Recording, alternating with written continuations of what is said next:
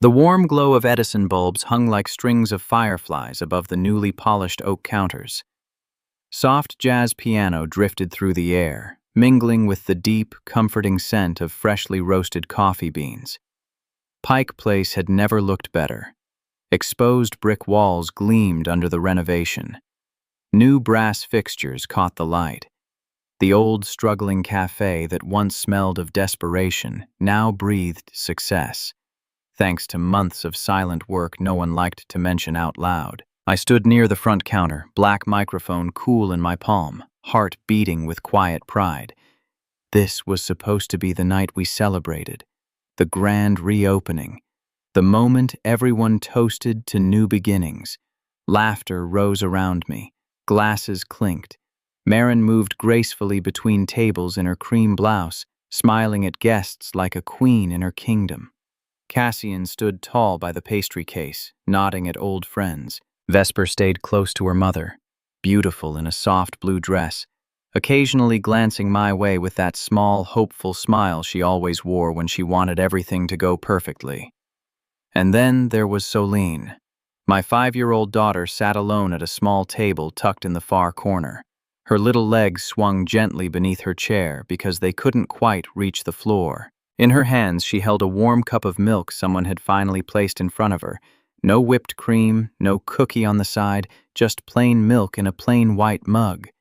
She traced circles on the table with one finger, eyes wide as she watched the grown-ups laugh and talk. She looked so small. I took a slow breath, preparing to speak. I had written a short toast, nothing flashy, just honest thanks for the opportunity to help this place rise again. My thumb brushed the edge of the microphone. That's when Wilder's voice sliced through the room. Loud, clear, casual. We should thank the guy who brought the money in, but let's be real tonight. The laughter faded fast. He raised his glass, a lazy grin on his face, eyes sweeping across the crowd before landing deliberately on me, then sliding past to the corner table. Tonight's about real family, so maybe we don't let certain shadows ruin the vibe, yeah? Silence crashed down like a heavy curtain. Every head turned, not toward Wilder, not even toward me. They turned toward Solene. My daughter froze, her small hand tightening around the warm mug. Her eyes darted from face to face, confusion blooming across her innocent features. She didn't understand the words, but she felt the shift, the sudden weight of all those eyes on her. Her shoulders pulled in slightly, as if trying to make herself even smaller. A sharp, invisible blade twisted slowly in my chest. I felt every second of it. The way Marin's smile tightened, her fingers gripping the edge of a tray just a little too hard. The way Cassian cleared his throat and looked away, suddenly fascinated by the new menu board. The way Vesper's hand froze halfway to her mouth, her eyes flicking between her brother and our daughter. Torn. Always torn. No one spoke up. Not one person said, "That's not funny, Wilder." Not one voice defended the little girl sitting alone with her cup of milk. In that frozen moment, memories flooded in, uninvited, heavy. All those late nights I'd spent here after closing. The hundreds of hours sketching new layouts on napkins while Solene slept in the car seat outside. The quiet bank transfers, tens of thousands of dollars moved without fanfare when suppliers threatened to walk away and the rent loomed. The wiring I fixed at 2 a.m. so the lights wouldn't flicker during service. The menu I redesigned, the training sessions for baristas, the branding work I poured my expertise into, all done in silence. Because I believed this was family. Because I wanted Solene to have grandparents who bragged about her. An aunt or uncle who remembered her name without hesitation. A place where she belonged. Wilder chuckled into the heavy quiet, lifting his glass higher as if expecting the room to join him. A few awkward, nervous laughs followed, thin and brittle. Someone coughed. The jazz piano continued playing, but the notes now sounded distant, hollow.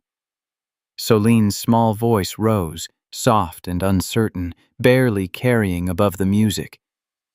"Daddy, Why is everyone looking at me like that?" Her words hit me harder than any shout ever could. I looked at my little girl, the brightest, purest light in my entire world, and saw her shrinking under their gaze. She wasn't crying, not yet, but the confusion in her eyes, the way her bottom lip trembled just slightly, it carved something deep inside me. Something shifted. Not explosive rage. Not yet. Just a cold, painfully clear understanding. I lowered the microphone slowly. The faint feedback squeaked once through the speakers. Then everything fell deathly quiet. I looked straight at Wilder, then at Marin, then at Cassian. Finally, my eyes met Vesper's, and I saw the fear flicker there, the silent plea for me not to make a scene. My voice came out steady, calm, almost gentle. "Today, I finally understand something important." I paused, letting the words settle over the room like falling ash. Some families only want the light. They don't want the shadow that comes with it. The silence grew heavier. I placed the microphone down on the counter with deliberate care. The soft click echoed. Then I walked across the room, my footsteps the only sound. I reached Solene's table, knelt slightly, and took her small, warm hand in mine. "Come on, Bug," I whispered, just loud enough for her. "We're going home." She slid off the chair without question, her tiny fingers squeezing mine tightly. As we moved toward the door, I didn't look back at the faces behind us. But I could feel them, every stare burning into our backs. The bell above the cafe door chimed softly as we stepped out into the cool Seattle evening air. And I knew, with absolute certainty, that when that black envelope was finally opened later tonight, everything they thought they understood about me would shatter. The drive home from the cafe that night was quiet. Too quiet. Solene sat in her booster seat behind me, clutching her favorite stuffed bunny. Every few minutes she would glance at the rearview mirror, searching for my eyes. "Daddy, did I do something bad?" Her small voice cracked the silence like thin ice. I swallowed hard, forcing my grip on the steering wheel to loosen. "No, Bug. You didn't do anything wrong." But the truth sat heavy in my chest. That single moment at the reopening, Wilder's words, the way everyone's eyes had turned toward my daughter like she was an intruder, had cracked something open inside me. And now the memories I had tried to bury were rising to the surface, slow and painful. It started almost 2 years ago. The cafe was struggling badly after the pandemic. Marin and Cassian were drowning in debt and bad management decisions. One rainy evening, Vesper had looked at me with exhausted eyes and whispered, "They might lose everything." I didn't hesitate. I stepped in. Not just with money, though I transferred tens of thousands without ever asking for a single paper. I gave my time, my experience. Late nights redesigning the layout so the space felt warm instead of tired. Training baristas on how to pull the perfect shot. Creating a brand identity that actually stood out in a city full of coffee shops. I believed I was building something real, a future where Solene could grow up surrounded by grandparents, an aunt, and the warmth of a big family. But cracks had begun to show long before that night at the reopening. At first, they were small. Marin would forget to set a place for Solene at family dinners, leaving my daughter to sit on a stool while the other children had proper chairs. Cassian would pat my shoulder and call Solene, "that little girl from your other world," as if she belonged to some distant planet instead of sitting right there at the table. And Lyora, Vesper's older sister, would simply look away, staying silent even when she saw the hurt flicker across Solene's face. They never raised their voices, never made big scenes, just small, constant dismissals that chipped away at my daughter's sense of belonging. Then came the evening that still burned in my memory. We were at the café after hours. Solene was playing quietly near the counter while I helped Cassian adjust the new lighting. Her tiny hand brushed against a shelf, and one of the expensive hand-thrown ceramic cups, the ones Marin had proudly imported from Italy, slipped and shattered on the tile floor. The sound was sharp, final. Marin rushed over, her face pale with shock. "Oh no, that was one of the special ones." Her voice trembled with real distress. Cassian shook his head slowly, muttering about how careful they needed to be now that the place was elevated. Wilder even let out a low whistle and said, "Kids and nice things don't mix, huh?"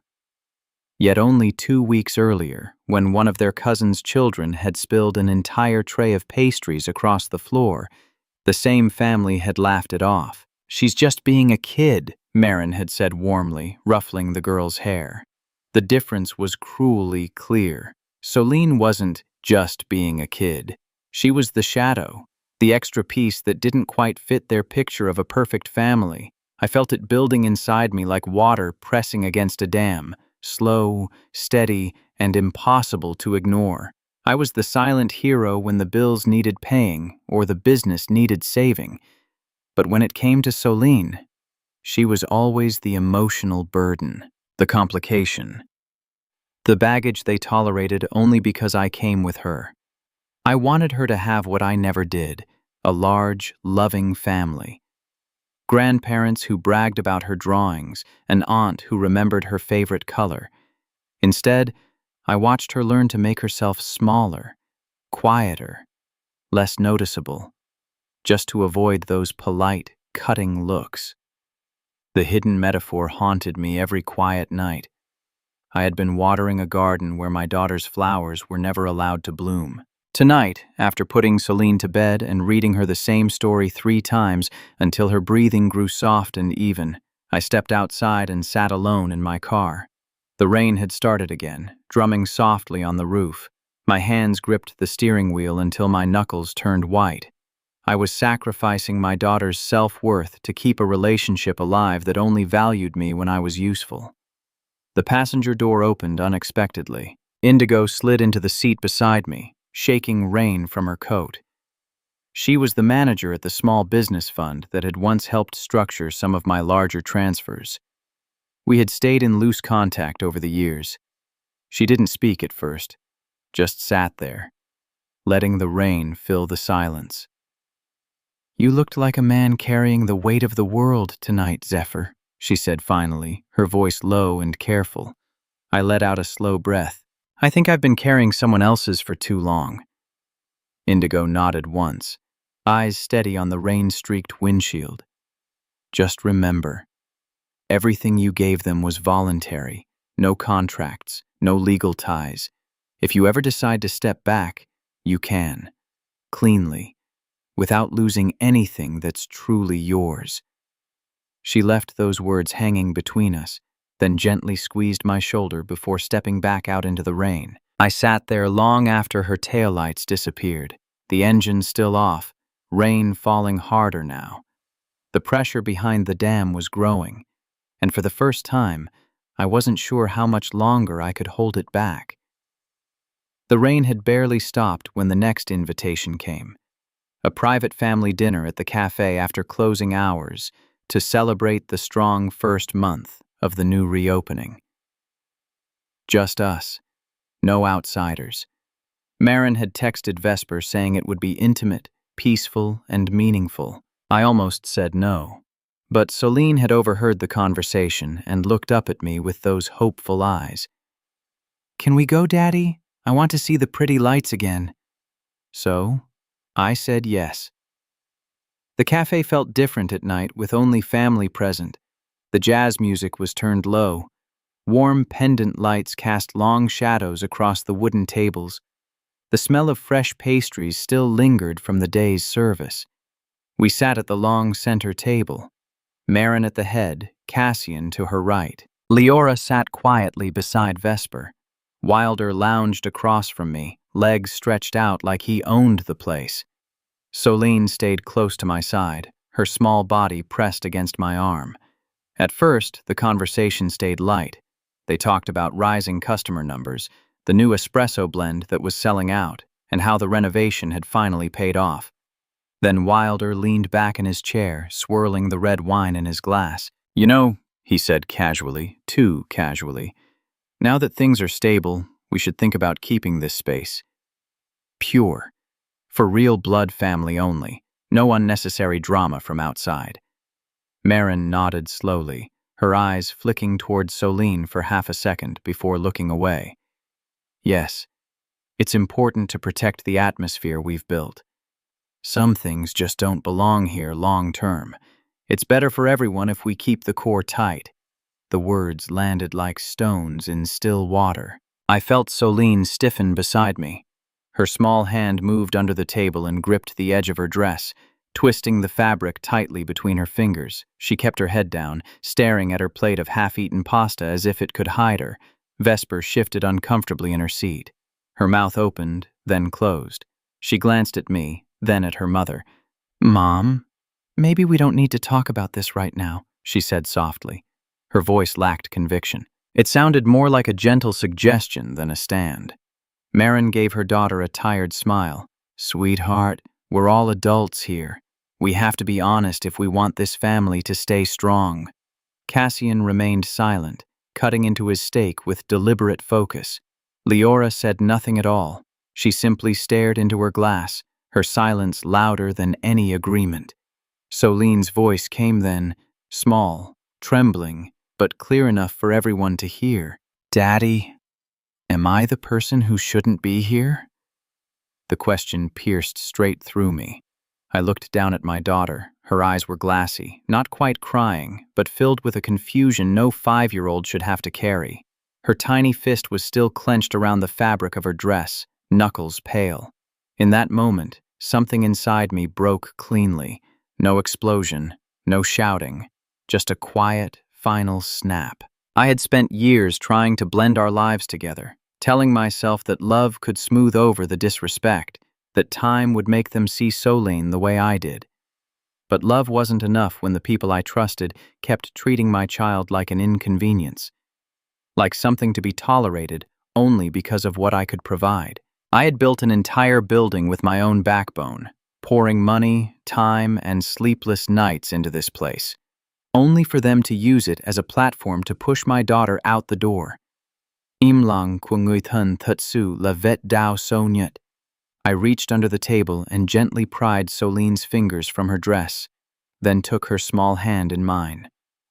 "You are exactly where you should be, Bug," I whispered to her. "Always." But I knew the truth. This was the last time. Later that night, after Solene had fallen asleep with her stuffed bunny tucked under her chin, I sat at my kitchen table with my laptop open. I sent a short message to Elowen, my lawyer and old friend. Then I called Theo, my longtime business partner who had watched me pour resources into this cafe for months. Both answered on the first ring. I didn't need long explanations, just 3 sentences. "I'm done carrying them. I need to withdraw every form of support, financial and operational, starting tomorrow. Can you help me prepare it cleanly?" Elowen's voice was calm and professional, but I could hear the quiet approval underneath. "I'll draft the notice tonight. Everything was voluntary. No legal exposure on your side." Theo simply said, "It's about time, man. I'll back whatever you decide." By 2 a.m, the package was ready. A thick black envelope sat on the table in front of me. Inside were neatly organized documents. Every transfer record, every late-night email about design changes, every hour of training I had logged, and a single formal letter. The letter was polite, cold, crystal clear. Effective immediately, all voluntary financial support and business assistance would cease. No more payments, no more consultations, no more late-night fixes. I sealed the envelope slowly, running my fingers along the edge. My hands didn't shake. For the first time in a long time, my mind felt completely still. This wasn't revenge. This was the moment I chose my daughter over the illusion of family. Tomorrow, at the next gathering they had already planned, I would place this black envelope on the table. and everything would change. The cafe smelled of celebration that night: warm butter croissants, dark chocolate, and aged red wine. They had invited us to a small private thank you dinner after the cafe posted its highest monthly revenue since the reopening. Marin had called it a night to express our gratitude. The lights were dimmed low, soft laughter floated between tables, and glasses clinked with genuine-sounding cheer. For a moment, it almost felt normal. Solene sat beside me in a pretty yellow dress, her small hand resting in mine under the table. She had been quiet since we arrived, but she smiled when I squeezed her fingers. Marin raised her glass at the head of the table, cheeks flushed with success. "To new beginnings and the people who helped make them possible," she said warmly. Wilder laughed and added, "especially the ones who know when to stay in the background." A few polite chuckles followed. I felt the familiar twist in my stomach, but this time it didn't settle into quiet endurance. This time, something else rose. I stood up slowly, the wooden chair scraping softly against the tile floor. The sound cut through the light conversation like a warning bell. All eyes turned to me. The room grew still. I reached into the inside pocket of my jacket and pulled out the thick black envelope. It felt heavy in my hand, heavier than paper and ink should ever feel. I walked the few steps to the head of the table and placed it gently in front of Marin and Cassian. The black surface stood out sharply against the white tablecloth. My voice came out calm, steady, ice beneath every word. "This is everything I have brought to this family." I paused, letting the sentence settle over them. "From today onward, I will stop bringing anything." Marin's smile faltered. Cassian's fork froze halfway to his mouth. Wilder leaned forward, trying to keep his usual smirk. "Come on, Zephyr," Wilder said with a forced laugh. "It's a party, man. No need for the dramatic envelope. What's this, a bill or something?" No one laughed with him. The silence that followed was thick enough to choke on. Solene's small hand tightened around mine. I felt her tremble slightly, but she didn't cry. She just held on, eyes wide and glistening, watching everything with the quiet bravery only a child can show. Vesper's face had gone completely pale. Her lips parted as if she wanted to speak, but no sound came. Her eyes darted from the black envelope to me, then to her parents, torn, visibly torn between the man she loved and the family she had grown up with. Leora, who had barely spoken all evening, suddenly set her wine glass down with a sharp clink. "Wilder, stop," she said, her voice low but clear for the first time. "This isn't funny anymore. You've all been pushing this too far." Her words hung in the air like smoke. Marin shot her older daughter a sharp, warning look, but Leora didn't look away. I didn't wait for more. I looked down at Solene and spoke softly, only to her. "Come on, Bug. It's time to go home." She slid off her chair without hesitation, her tiny fingers never letting go of my hand. As we walked toward the door, the cafe felt smaller, the warm lights suddenly cold. Behind us, I could hear the faint rustle of paper as someone finally touched the envelope. A chair scraped. Someone whispered urgently, but I didn't turn around. I pushed the door open. The cool Seattle night air rushed in, carrying the distant sound of the market and the quiet hum of the city. Solene walked beside me, her yellow dress swaying with each step. She looked up at me once, her voice barely above a whisper. "Are we coming back tomorrow, Daddy?" I stopped under the soft glow of the street lamp, knelt down so our eyes were level, and brushed a strand of hair from her forehead. "No, sweetheart," I said gently. "We're not coming back here anymore." Her eyes searched mine for a long moment. Then she simply nodded, as if some part of her had already known. We continued walking to the car in silence. Behind us, through the large front window of the cafe, I could see shadows moving. Marin had picked up the envelope. Cassian stood close, his face tight with sudden tension. Vesper remained frozen in her seat, one hand pressed to her chest as if struggling to breathe. They still hadn't opened it. But when they did, when they finally read the detailed records of every dollar, every hour, every late-night contribution I had given without ever asking for credit, the illusion they had lived in would crack wide open. I had handed them my heart and my wallet like a bridge. Tonight, I tore that bridge down with my own hands, right in front of them, and I felt no regret, only the quiet, powerful certainty that I had finally chosen my daughter over their comfort. The weeks that followed felt like watching a slow unraveling. At first, the messages came in waves, texts from Marin, long paragraphs about forgiveness and how families should stick together, calls from Cassian, his voice tight with anger at the beginning, then cracking into something closer to fear as the cafe's numbers started dropping. They told me the baristas were making mistakes, customers were complaining about inconsistent quality, and the morning rush had grown strangely quiet. Indigo called me on a rainy Thursday afternoon. "Zephyr, just confirming.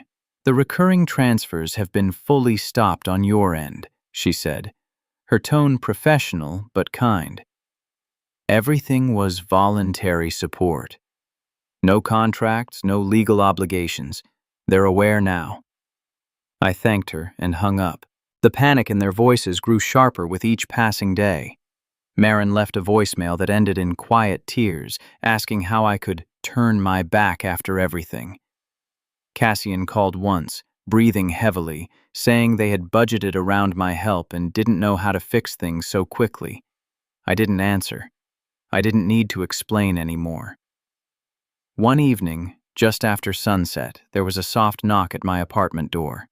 Vesper stood in the hallway, eyes red and swollen. Raindrops still clung to her coat. She looked smaller than I remembered. "Can I come in?" she whispered. I let her inside.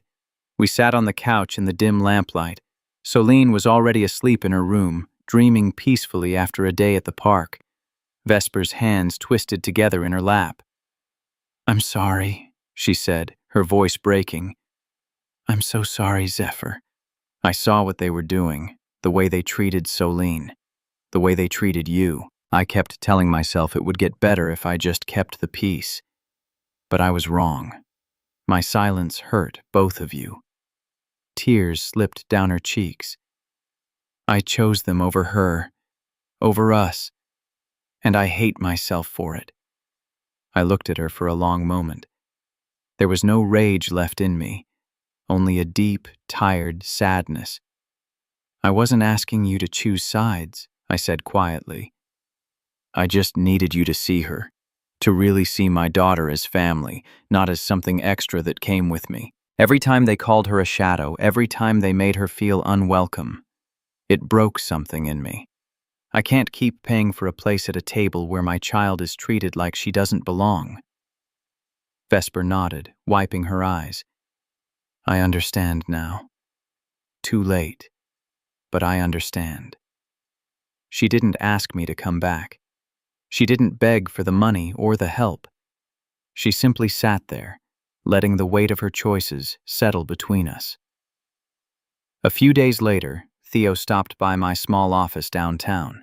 He dropped into the chair across from me with that easy smile of his. "Heard things got heavy," he said. "How are you holding up?" I told him the truth. The cafe was struggling, the calls had slowed, and I felt lighter than I had in years. Theo leaned forward. "Good. Because I've been thinking, you've got real talent for this. Not just saving failing places, but building something that lasts. Let's expand your own cafes, the right way, with people who actually respect what you bring to the table." His words landed like warm sunlight after a long winter. We talked late into the evening, plans, locations, dreams. Real partnership, no hidden expectations, no one-sided sacrifices.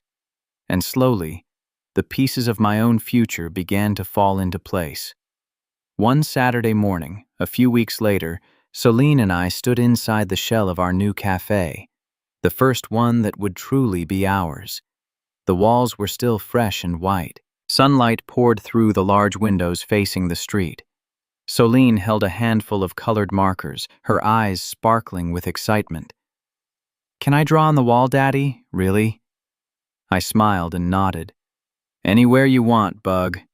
This is our place."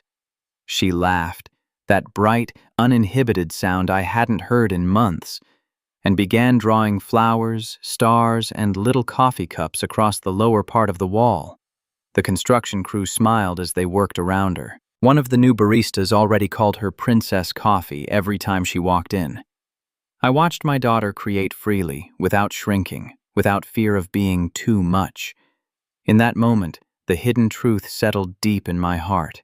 I once thought I was the one keeping the fire alive in someone else's house. Turns out, I was only the fuel.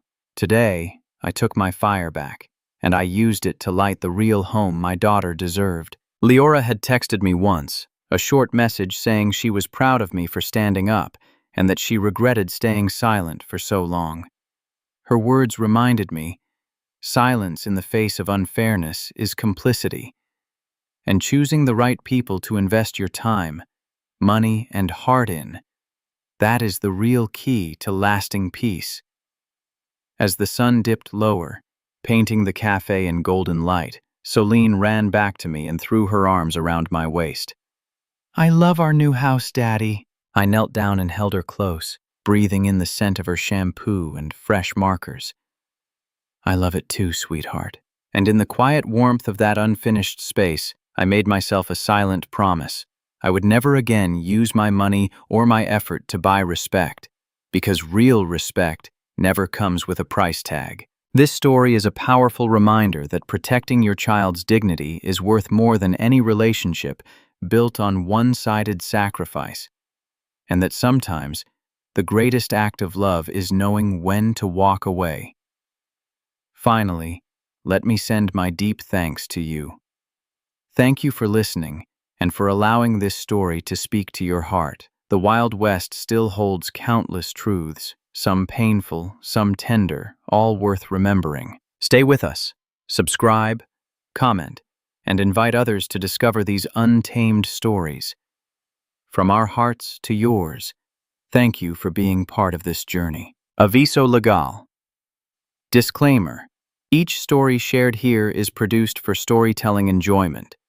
Certain scenes may include fictional or dramatized elements inspired by historical circumstances.